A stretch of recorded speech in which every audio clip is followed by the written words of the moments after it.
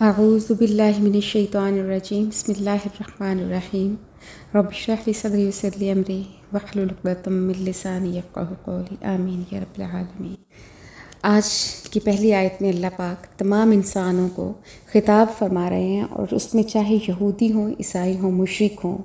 یا دنیا یا کائنات کے کسی بھی خطے سے ان کا تعلق ہو، ان سب کو اللہ پاک فرماتے ہیں یا ایھا الناس، اے لوگو، قد جاءکم الرسول، تحقیق آ گئے تمہارے پاس رسول، بالحق، حق کے ساتھ، من ربکم، تمہارے رب کی طرف سے، فآمنوا خیر لکم، پس تم ایمان لاؤ، تمہارے لیے بہتر ہے کہ تمہارے پاس آخری نبی حضرت محمد صلی اللہ علیہ وآلہ وسلم آ چکے ہیں۔ اب ان کی تصدیق کرو، ان کی پیروی کرو، اور ان پر ایمان لانا ہی ہر انسان کے لیے بہتر ہے، کیونکہ اب آپ صلی اللہ علیہ وآلہ وسلم کے آنے کے بعد تمام عذر ختم ہو جاتے ہیں۔ آپ کو یہ نہیں کہہ سکتا کہ ہمیں معلوم نہیں تھا، یا ہم سمجھ نہیں سکے، یا ہم تک یہ بات نہیں پہنچی۔ وَإِن تَكْفُرُوا، اور اگر تم انکار کرو گے، کہ اگر تم اس آخری نبی کو ماننے سے انکار کر دو گے، اس پر ایمان نہیں لاؤ گے، تو اس سے اللہ کو کوئی فرق نہیں پڑتا۔ ہمارے پاس نبی پاک صلی اللہ علیہ وآلہ وسلم دین اسلام اور دین حق لے کر اللہ کی طرف سے آ چکے، اس لیے اب ان کی تصدیق کرنا، ان کی پیروی کرنا ہم پر فرض ہے، اور ان پر ایمان لانا اس میں ہماری ہی بہتری ہے۔ اور اگر ہم ان کو نہیں مانتے اور اپنے انکار اور کفر پر جمے رہے، تو اس کی اللہ کو کوئی پرواہ نہیں کہ ہم ایمان لائیں یا نہ لائیں، کیونکہ فَإِنَّ لِلَّهِ مَا فِي السَّمَاوَاتِ وَالْأَرْضِ، کہ پس بے شک اللہ ہی کے لیے ہے جو کچھ آسمانوں میں ہے اور جو کچھ زمین میں ہے۔ جیسے حدیث پاک میں آتا ہے کہ خانہ کعبہ کے بالکل اوپر 7ویں آسمان پر ایک مقام ہے کہ جس کا نام ہے بیت المعمور۔ فرشتے اس کا طواف کرتے ہیں جس طرح سے انسان خانہ کعبہ کا طواف کرتے ہیں۔ تو نبی صلی اللہ علیہ وسلم نے فرمایا کہ جب سے یہ دنیا پیدا ہوئی ہے، روزانہ 70,000 فرشتے اس کا طواف کرتے ہیں، اور جس فرشتے نے ایک مرتبہ طواف کر لیا تو دوبارہ قیامت تک اس کو موقع نہیں ملتا۔ تو اسی طرح سے زمین میں بھی جتنی مخلوق اللہ نے بنائی، چاہے وہ زمین کے اوپر ہے یا زمین کی تہہ میں ہے، سب کو اللہ نے پیدا کیا، سب کا مالک صرف اور صرف اللہ ہے، اور سب اللہ کی حمد کرنے والے ہیں۔ اور جو اللہ کو نہیں مانتا، اللہ کا انکار کرنے والا ہے، اس کے انکار سے اللہ کو کوئی فرق نہیں پڑتا۔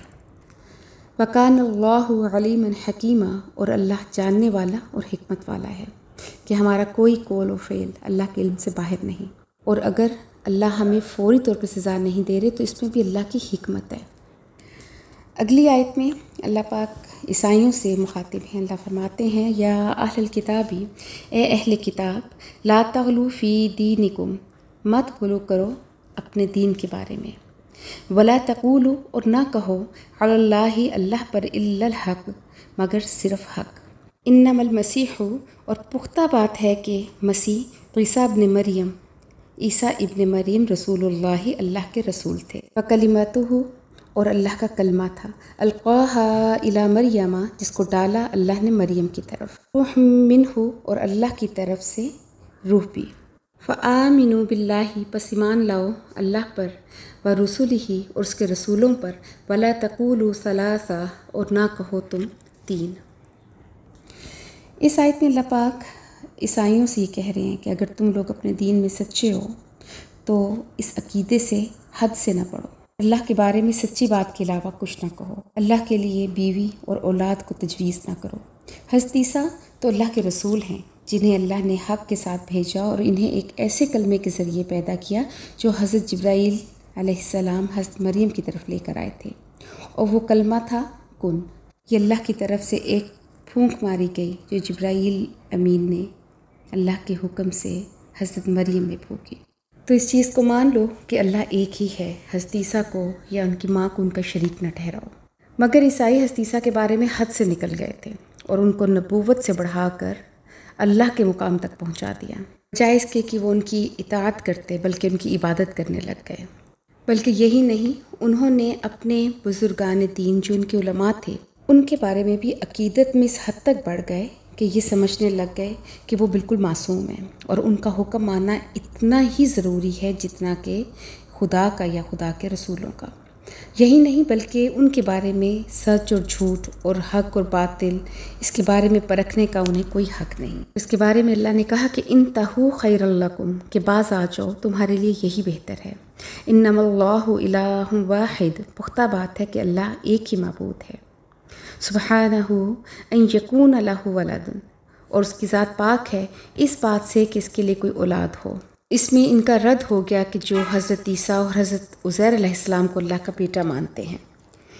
لہو ما فی السماوات و ما فی الارض، اور اس کے لیے ہی ہے، یعنی اللہ ہی کے لیے ہے جو کچھ آسمانوں میں اور جو کچھ زمین میں ہے۔ وکفیٰ باللہ وکیلا، اور کافی ہے اللہ کارساز۔ اب اگلی آیت میں اللہ پاک فرماتے ہیں کہ یہ عیسائی تو حضرت عیسیٰ کو اللہ کے برابر لے آئے تھے کہ حضرت عیسیٰ رب ہیں اور رب کے بیٹے ہیں، جبکہ اس کے برعکس حضرت عیسیٰ خود اس چیز کا اقرار کرنے میں فخر محسوس کرتے ہیں کہ وہ اللہ کے بندے ہیں۔ ابدیت ایک بہت اونچی شان ہے، ایک بہت بڑا مقام ہے اگر کسی کو مل جائے۔ فرمایا کہ لن یستنکف المسیح، ہرگز آر نہیں سمجھتے عیسیٰ۔ استنکاف کا معنی ہے کسی کام کے لیے ناک چڑھانا یا آر سمجھنا، تو حضرت عیسیٰ اس چیز کو آر نہیں سمجھتے کہ ان یکون عبدا للہ، کہ ہوں وہ اللہ کے بندے۔ للملائکۃ المقربون، اور نہ ہی مقرب فرشتے اس چیز کو آر سمجھتے ہیں، یعنی اس میں شرمندگی محسوس نہیں کرتے اس چیز کا اقرار کرنے میں کہ وہ اللہ کے بندے ہیں، بلکہ ابدیت کو بہت اونچا مقام سمجھتے ہیں۔ وَمَن یستنکف، اور جو کوئی آر سمجھے گا، عن عبادتی ہی، اس کی عبادت سے، وَیستکبر، اور تکبر کرے گا یعنی بندہ ہونے سے، فَسَیحْشُرُہُم إِلَیہِ جَمِیعًا، تو پس ان قریب ان سب کو اللہ اپنی طرف اکٹھا کرے گا۔ فَأَمَّا الَّذِينَ آمَنُوا، بس وہ لوگ جو ایمان لائے، وَعَمِلُوا الصَّالِحَاتِ، اور عمل کیے انہوں نے اچھے، يُوَفِّيهِمْ أُجُورَهُمْ، بس پورا پورا دے گا ان کو ان کا اجر، وَيَزِيدُهُم مِّن فَضْلِهِ، اور بلکہ زیادہ دے گا اللہ اپنے فضل سے۔ زیادہ کے متعلق اللہ پاک نے قرآن پاک میں ضابطہ بیان فرمایا ہے، جیسے ایک جگہ سورہ انعام میں فرمایا کہ من جاء بالحسنۃ فلہ عشر امثالھا، کہ جو شخص ایمان کی حالت میں اخلاص کے ساتھ اتباع سنت میں ایک نیکی لائے گا تو اس کو 10 گنا اجر ملے گا۔ یہ اجر عام نیکی کے بارے میں ہے، لیکن اگر کوئی نیکی فی سبیل اللہ کی مد میں کی جائے گی تو اس کا ادنی ترین بدلہ 700 ہے۔ واللہ یضاعف لمن یشاء، اور بلکہ اللہ بڑھا دے گا جس کا چاہے گا، یعنی 700 گنا سے بھی زیادہ بڑھا دے گا۔ مگر وہ لوگ اس کے برعکس جن کا عمل ہے، وَأَمَّا الَّذِينَ اسْتَنكَفُوا، وہ لوگ جنہوں نے ناک چڑھائی اللہ کی عبادت سے، یعنی اس کو اپنے لیے یار سمجھا، وَاسْتَكْبَرُوا، اور تکبر کیا، فَيُعَذِّبُهُمْ، بس ان کو عذاب ہوگا، عذابًا علیما، دردناک عذاب۔ وَلَا يَجِدُونَ لَهُمْ، اور نہیں پائیں گے وہ اپنے لیے، من دون اللہ، اللہ کے علاوہ، ولی ولا نصیرا، نہ ہی کوئی حمایت کرنے والا اور نہ ہی کوئی مددگار۔ ولی اسے کہتے ہیں جو زبانی طور پر آپ کی تائید اور حمایت کرے،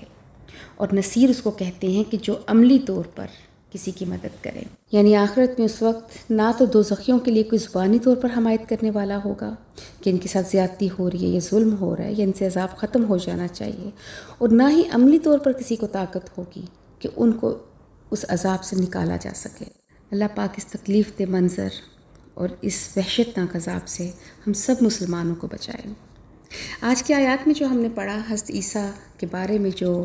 عیسائیوں کا رویہ رہا، اس کی اللہ نے نفی کی اور اس سے ان کو باز رہنے کا کہا۔ ان کا یہ رویہ کس وجہ سے تھا؟ کیونکہ وہ اپنی کتاب سے اور نبی کی بتائی ہوئی باتوں سے دور ہو گئے تھے۔ انہوں نے یہ سمجھ لیا تھا کہ صرف اس نبی کو ہی ہم اتنا اونچا مقام دے دیں کہ اس کے ذریعے ہی ہم اللہ تک پہنچ جائیں، چاہے ہمیں اس کے لیے کوئی عمل نہ کرنا پڑے۔ اس میں انہوں نے حضرت عیسیٰ کے احکامات کو تو نہیں سنا، ان پر تو عمل نہیں کیا، لیکن اپنی کم علمی اور جہالت کی وجہ سے حضرت عیسیٰ کو خدا کے مقام پر بٹھا دیا، اور اللہ کی کتاب کے بجائے اپنے علماء کے احکام کو اتنا ماننے لگ گئے کہ جیسے وہی حرف آخر ہو۔ آج ہم لوگ بھی کچھ اسی طرح کر رہے ہیں کہ ہم بھی سیرت کو، حدیث کو، قرآن کو، ترجمہ تفسیر کو نہیں سمجھ رہے، لیکن جو ہمارے علماء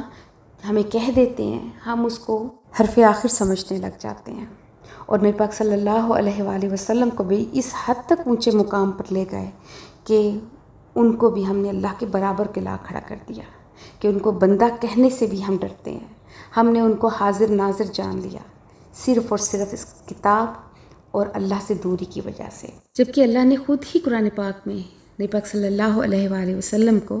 بندہ کہا کہ سبحان الذی اسریٰ بعبدہ، جب آپ کو معراج کی سیر کروائی گئی، جب آپ اللہ تعالیٰ کے پاس پہنچے تو پھر فرمایا فَأَوْحَىٰ إِلَىٰ عَبْدِهِ مَا أَوْحَىٰ،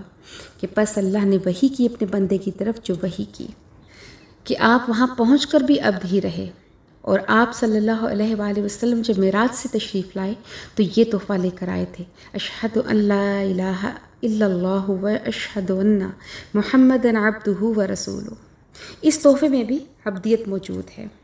تو اللہ کی مخلوق میں سب سے بڑی ہستی آپ صلی اللہ علیہ وآلہ وسلم کی ہے۔ تو اگر عبد کے لفظ میں تھوڑی سی بھی توہین ہوتی تو اللہ تعالیٰ آپ کو کبھی بھی عبد کا درجہ نہ دیتے، عبد نہ فرماتے۔ آپ صلی اللہ علیہ وآلہ وسلم کی امت کو کبھی حکم نہ دیتے کہ نماز میں آپ صلی اللہ علیہ وآلہ وسلم کی عبدیت کا اقرار کریں، کیونکہ اتحیات کے بغیر نماز مکمل نہیں ہوتی، اور اتحیات میں ہی ہے کہ اشہد ان محمدًا عبدہ و رسولہ،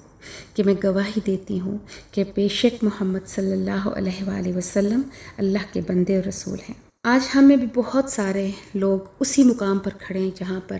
عیسائی کھڑے تھے۔ تو اللہ پاک سے دعا ہے کہ اللہ پاک ہمیں اس قرآن کو سمجھنے کی اور اپنے نبی کے احکامات کو سمجھنے کی توفیق عطا فرمائے، اور ہم اس کے ذریعے اپنے عقیدے، اپنے اعمال کی اصلاح کر سکیں،